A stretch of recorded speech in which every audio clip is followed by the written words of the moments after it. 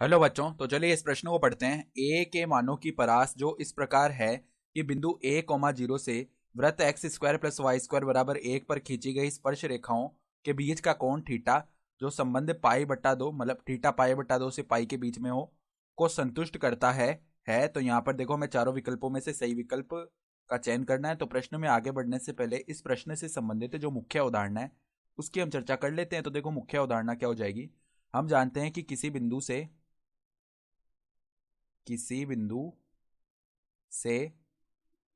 वृत्त वृत्त S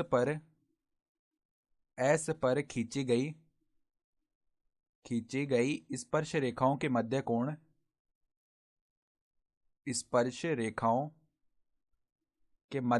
theta हो।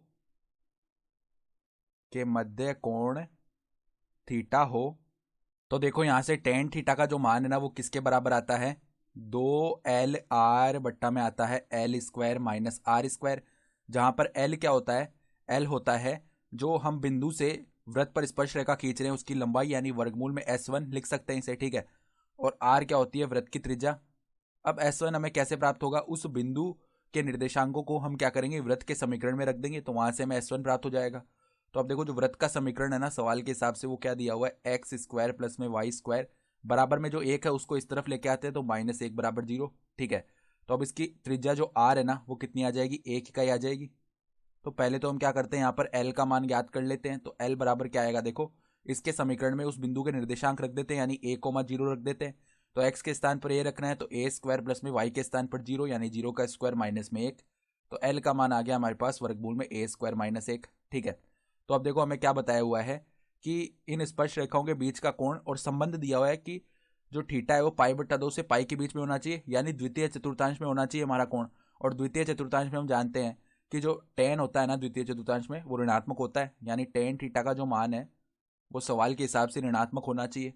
तो अब देखो, टेन थीटा का मान क्या होता है? 2L r बट्टा में L square minus R square. तो दो गुणा में देखो, एल का मान क्या है? ए स्क्वायर माइनस एक, गुणा में आर का मान है एक, बट्टा में देखो L square minus R square, यानी ए स्क्वायर माइनस एक, वर्गमूल तो हट गया स्क्वायर करने पर, और माइनस में क्या आ जाएगा हमारा? माइनस में आर स्क्वायर, यानी एक का स्क्वायर एक ही आ जाएगा, और ये जीरो से छोटा होना चाहिए, ठीक है। यानी दो, यहाँ पे वर्गमूल में ए स्क्वायर माइनस एक आएगा, बट्टा में देखो यहाँ पर ए स्क्वायर माइनस दो बन गया, और ये जीरो से छोटा होना चाहिए, यानी कि देखो दो को उस तरफ भेजेंगे जीरो के बट्टा में तो जीरो ही बन जाएगा, यानी देखो यहाँ पर क्या आएगा? वर्गमूल ए स्क्वायर माइनस एक बट्टा में ए स्क्वायर माइनस दो, और ये जीरो से छोटा होना चाहिए। तो अब देखो, सबसे पहले इस वर्गमूल के अंदर जो भी संख्या है ना, तो वर्गमूल के अंदर धनात्मक आएगी संख्या, तो इसे परिभाषित होने के लिए पहली बात तो ए स्क्वायर माइनस एक को जो है वो जीरो से बड़ा होना चाहिए, ठीक है। एक तो ये होना चाहिए। साथ ही साथ देखो, और क्या होना चाहिए हमारे पास? और और यहाँ पर ये जो इसे अगर हमें देखो, ये ऊपर वाला अगर धनात्मक आएगा, ये तो सदैव धनात्मक मान आएगा क्योंकि वर्गमूल के बाद धनात्मक संख्या आएगी, यानी इसे जीरो से छोटा करने के लिए जो ए स्क्वायर माइनस दो है ना, उसको ऋणात्मक होना पड़ेगा। सही बात है ना? तो अब देखो, अगर ए स्क्वायर माइनस एक जीरो से बड़ा है तो ए स्क्वायर जो है ना वो बड़ा होगा एक से, और देखो यहाँ से ए स्क्वायर जो है ना वो छोटा होगा दो से, उसको मतलब माइनस दो को उस तरफ लेके जाएंगे तो यहाँ पे दो आ जाएगा ना। तो अब देखो, यहाँ पे हम दोनों तरफ वर्गमूल लेंगे, तो ए स्क्वायर का वर्गमूल लेंगे तो मापांक क्या आ जाएगा, और ये देखो किससे बड़ा होगा? यहाँ पर एक का वर्गमूल लेंगे तो एक ही आ जाएगा, और देखो, और यहाँ से जब हम यहाँ पे दोनों तरफ वर्गमूल लेंगे, ठीक है, तो हमारे पास क्या बन जाएगा? देखो, यहाँ पे तो मापांक ये बनेगा, और ये छोटा होगा किससे? दो का वर्गमूल क्या होता है? वर्गमूल दो। तो अब देखो, मापांक ए हमें एक से बड़ा चाहिए। इसका मतलब क्या है कि अगर मापांक ए एक से बड़ा है ना, तो ए का जो मान है ना वो किससे बड़ा होगा? ए का मान देखो, प्लस माइनस लेंगे मापांक हटेगा तो एक तो देखो ए का मान एक से बड़ा होना चाहिए, ठीक है। और यहाँ से क्या आ जाएगा कि ए का मान जो है ना वो किससे छोटा होना चाहिए? माइनस एक से छोटा होना चाहिए। देख लो, जब मापांक हटाएंगे तो प्लस माइनस आएगा, यानी कि देखो यहाँ पर किस प्रकार का मान बनेगा हमारे पास। यहाँ से जो ए का हमारे पास में मान है वो कहाँ से कहाँ तक चला जाएगा? देखो, मापांक हटेगा तो प्लस माइनस बनेगा ना। तो हमें क्या चाहिए कि जो इसका मान है ना वो सदैव एक से बड़ा हो, ठीक है।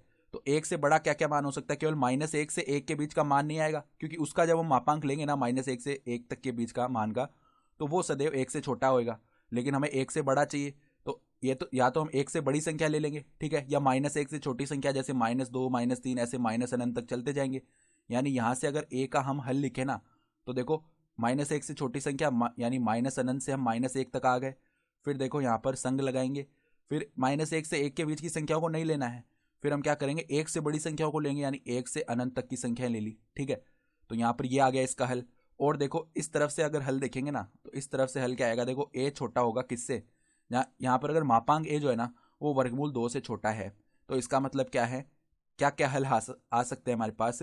एक हल तो ये आ सकता है कि जो a है ना वो किससे छोटा हो, वो वर्गमूल 2 से छोटा हो। ठीक है, और यहाँ पर एक हल क्या आ सकता है कि a जो है ना वो किससे बड़ा हो, वो हमारे पास बड़ा हो जाए वर्गमूल 2 से, मतलब माइनस के वर्गमूल 2 से। ठीक है, तो ऐसा करने से क्या होगा, देखो यदि a वर्गमूल 2 से छोटा है, ठीक है, तो हमें यहाँ से देखो कौन कौन से मान मिल जाएंगे, यानी वर्गमूल 2 का मान 1.41 इस प्रकार का मान आता है। ठीक है, यानी हम क्या कर रहे हैं, हम केवल वही मान ले रहे हैं जो माइनस वर्गमूल 2 से वर्गमूल 2 के बीच के आ रहे हैं। ठीक है, यानी हमने क्या बोला कि a जो है वो वर्गमूल 2 से तो छोटा होना चाहिए और माइनस के वर्गमूल 2 से बड़ा होना चाहिए। तो इनके बीच में जब हम मान लेंगे a के और फिर उसका मापांक लगाएंगे ना, तो मापांक तो धनात्मक कर देगा उस मान को, और हमारे पास जो मान आएगा ना वो वर्गमूल 2 से छोटा हो जाएगा। जैसे कि मान लो यहाँ पर माइनस वर्गमूल 2 है, यहाँ पर माइनस का वर्गमूल 3 है। ठीक है, और यहाँ पर मान लो ये प्लस का वर्गमूल 2 है। तो मैंने क्या किया, मैंने केवल इतना इतना मान ले लिया, माइनस वर्गमूल 2 से वर्गमूल 2 तक का मान। तो क्या होगा, हम इनके बीच का कोई भी मान लेंगे और उसका जब हम मापांक लगाएंगे ना तो हमें उसका धनात्मक मान प्राप्त हो जाएगा। ठीक है, जैसे कि मान लो इनके बीच में एक मान आ रहा होगा 1। ठीक है, तो 1 का मापांक लगाया, धनात्मक मान आ गया जो कि वर्गमूल 2 से छोटा ही होता है।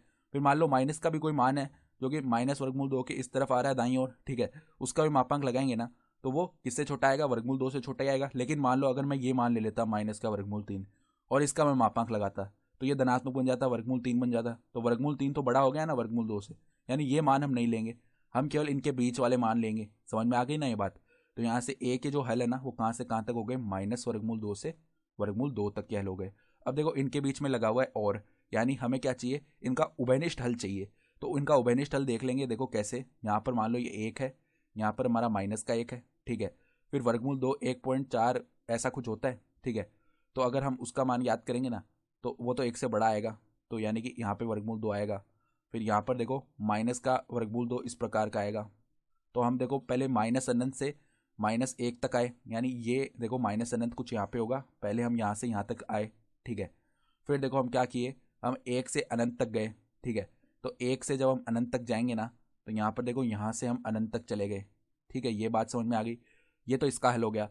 फिर यहाँ पर देखो हम माइनस वर्गमूल 2 से वर्गमूल 2 के बीच हैं, यानी माइनस वर्गमूल 2 ये रहा और यहाँ पर वर्गमूल 2 तक है। तो इनके बीच का जो उभयनिष्ठ भाग है वो ये बन रहा है, देखो। ठीक है, उभयनिष्ठ भाग क्या हो गया, माइनस वर्गमूल 2 से -1, और फिर संग में क्या आ जाएगा, 1 से वर्गमूल 2, यानी a का जो अभिष्ट मान है ना वो क्या आएगा, माइनस वर्गमूल 2 से माइनस का 1। ठीक है, फिर हम कहाँ से कहाँ तक चले, 1 से वर्गमूल 2 तक। तो ये हमारा क्या हो जाएगा, उत्तर हो जाएगा ना। ठीक है, तो अगर हम विकल्प देखें तो विकल्प डी जो है वो हमारा सही विकल्प आ रहा है। तो आशा करता हूँ कि आपको ये प्रश्न समझ में आया होगा। धन्यवाद।